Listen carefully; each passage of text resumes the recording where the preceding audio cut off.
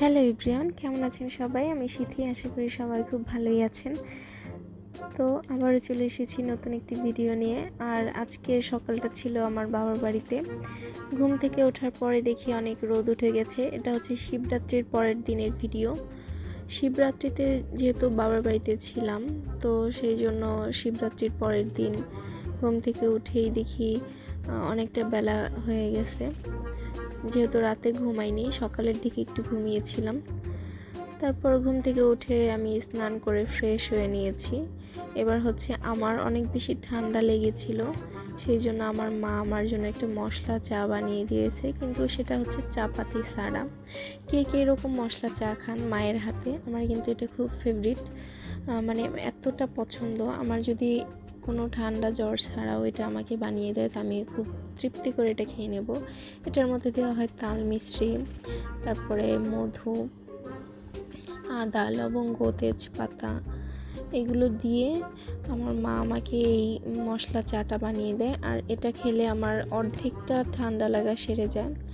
তো আমি চাটা খেতে খেতে বাইরের দিকে দেখছিলাম, ভালো সুন্দর হাওয়া দিচ্ছিল। তারপর ওইখান থেকে আমি শ্বশুরবাড়িতে চলে এসেছিলাম।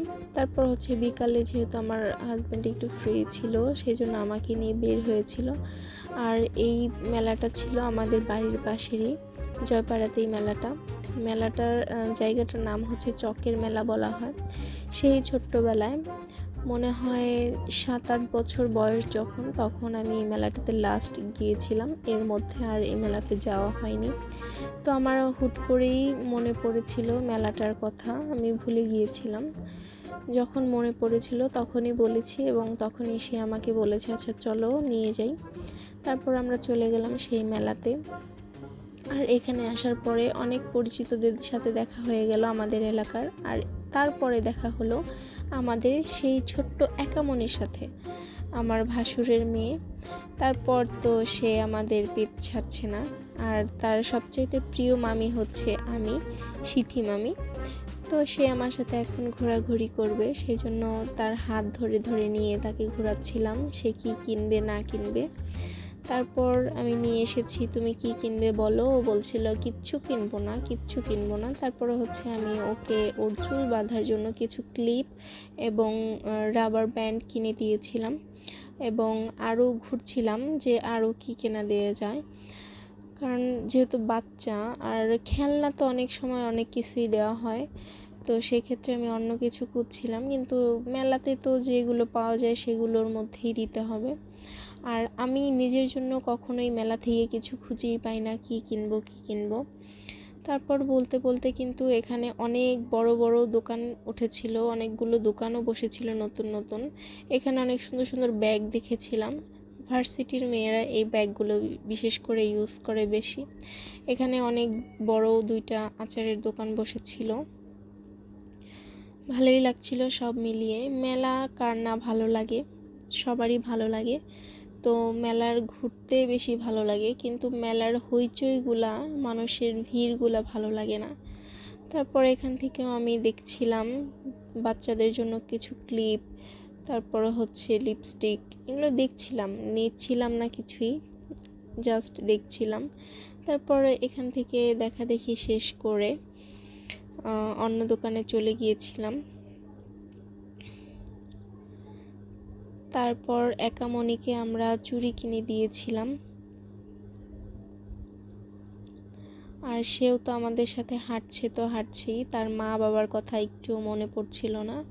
যেহেতু সে আমার কাছে ছিল, তার মামি, প্রিয় মামির কাছে ছিল, তাই সে তার মার কথা মনেও করছিল না। তারপর এখান থেকে আমি একামনির জন্য একজোড়া চুড়ি বেছে নিয়েছি। আমার কাছে এই হলুদ চুড়িটা অনেক ভালো লেগেছিল, মনে হয়েছিল হলুদ পরির সাথে হলুদ চুড়িটা অনেক ভালো লাগবে। তারপর আমি চুড়িটা কিনে দিয়েছি, আর সে খুশিতে সে আমাকে একটা পাপ্পা দিয়ে দিয়েছে, আমিও তাকে একটা পাপ্পা দিয়ে দিলাম। তারপর হচ্ছে আমার জন্য আমি কিছু চুড়ি দেখছিলাম, হয়তো কালার পছন্দ হচ্ছিল না, আর নাই তো আমার হাতে হচ্ছিল না, এরকম একটা ব্যাপার। আমি জানি না আমার সাথে কেন বারবার এরকম হয়, অন্য কারোর সাথে এরকম হয় কিনা আমি জানি না। আমি কখনোই মেলা থেকে কিছু পছন্দই করতে পারি না। আর যদিও বা চুড়িটা আমার একটু বেশি প্রিয়, তো চুড়ি কিনতে গেলে আমার হাতের সাইজে হয় না, আর নাই তো আমার পছন্দ হয় না এরকম। আর হচ্ছে আরেকটা জিনিস যেটা সবচাইতে বেশি প্রিয়, আমাকে যদি কেউ পুতুল গিফট করে আমি এমনিতেই অনেক খুশি হয়ে যাই। পুতুল হচ্ছে আমার সবচাইতে প্রিয় একটা জিনিস, যেটা আমার মন ভালো করে দেয়। তারপর এই তো আমি দেখেই যাচ্ছিলাম, হাতেই পড়ছিলাম, কিন্তু কিছুই সুন্দর লাগছিল না, তাই নিইনি। তারপর এখান থেকে চলে গেলাম অন্য একটি দোকানে, আর এখানে দেখলাম চুড়ির মেলা, মানে এত বেশি এইখানে চুড়ি ছিল, এত বড় ছিল দোকানটা। কিন্তু তারপরও যখন সামনে থেকে দেখেছি তেমন ভালো লাগার মতন কিছুই পাইনি। তারপর এখান থেকেও আমি কিছু নিতে পারলাম না। তারপর চলে গেলাম অন্য একটি সাইডে। সেখানে যাওয়ার পর মানুষের অনেক বেশি ভিড় ছিল, মাইকে অ্যানাউন্স করতেছিল, কারো টাকা পয়সা চুরি হওয়া শুরু হয়ে গেছিলো। সেই জন্য আমরা মেলা থেকে বেরিয়ে যাওয়ার চেষ্টা করছিলাম। তারপর এখানে বলতে বলতে এসে দেখি ওই যে আমাদের পদ্মা দিয়ে, ওখানে আবার চটপটি খাচ্ছে, আমাকে ডাকছিল কিন্তু আমি যাইনি, এখান থেকেই ঘোরাঘুরি করে চলে গিয়েছি।